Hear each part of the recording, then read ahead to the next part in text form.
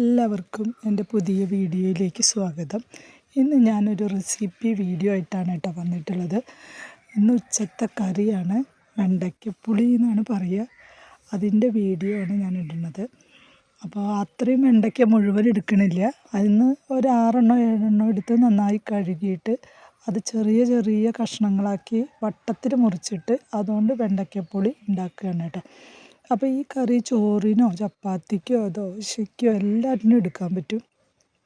അപ്പോൾ ഇന്നിപ്പോൾ അതാണ് കറി വയ്ക്കുന്നത്. വെണ്ടയ്ക്കയുടെ വാലും തലയും മുറിച്ച് കളഞ്ഞിട്ട് പിന്നെ വട്ടത്തിൽ കനം കുറച്ചിട്ടാണ് ഞാൻ അരിഞ്ഞെടുക്കാറ്. എന്നിട്ട് ഇത്രയും കനത്തിൽ വട്ടത്തിൽ അരിഞ്ഞെടുക്കുക. എന്നിട്ട് അത് നന്നായിട്ട് എണ്ണയിൽ അതിൻ്റെ ഒരു പശ ഉണ്ടല്ലോ, ആ പശ മാറും വരെ നന്നായിട്ട് തന്നെ വഴറ്റിയെടുക്കും. അടി കരിയരുത്, ഇടയ്ക്കിടയ്ക്ക് ഇങ്ങനെ ഇളക്കിയും കൊണ്ട് നന്നായിട്ട് തന്നെ വാട്ടിയെടുക്കുക. അതവിടെ ഇരുന്ന് ആവുമ്പോഴേക്കും നമുക്ക് തേങ്ങ എടുത്ത് വറുത്ത് വയ്ക്കാം. തേങ്ങയിലാണ് മല്ലിപ്പൊടി, മഞ്ഞൾപ്പൊടി, മുളക് പൊടി, കറിവേപ്പില ഒക്കെ ഇട്ടിട്ട് തേങ്ങ നന്നായി മൂപ്പിച്ചെടുക്കണം.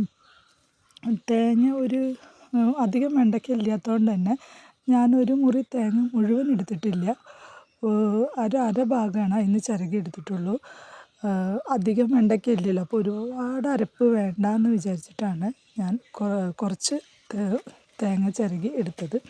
പിന്നെ അതിലേക്ക് നമ്മൾ പുളി പിഴിഞ്ഞൊഴിക്കണം.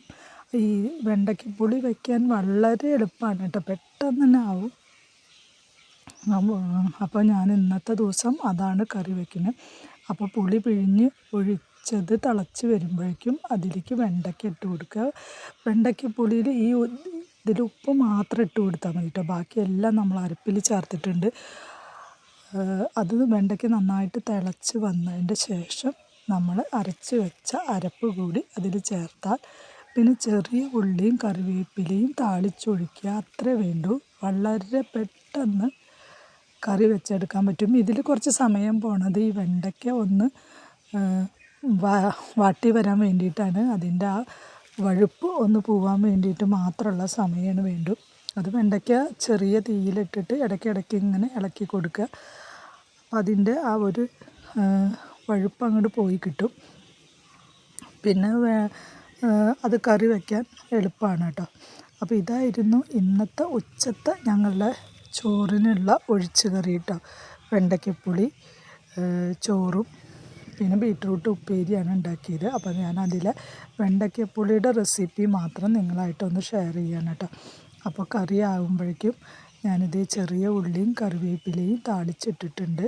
അപ്പോൾ ഇതാണ് എൻ്റെ ഇന്നത്തെ ഒരു കുഞ്ഞ് റെസിപ്പി വീഡിയോ കേട്ടോ. ഇഷ്ടമാവുകയാണെങ്കിൽ എല്ലാവരും ഒന്ന് സപ്പോർട്ട് ചെയ്യണം. നിങ്ങളെല്ലാവരും കാണുമെന്ന പ്രതീക്ഷയിലാണ് കേട്ടോ ഞാൻ ഈ വീഡിയോ നിങ്ങളുമായിട്ട് പങ്കുവയ്ക്കുന്നത്.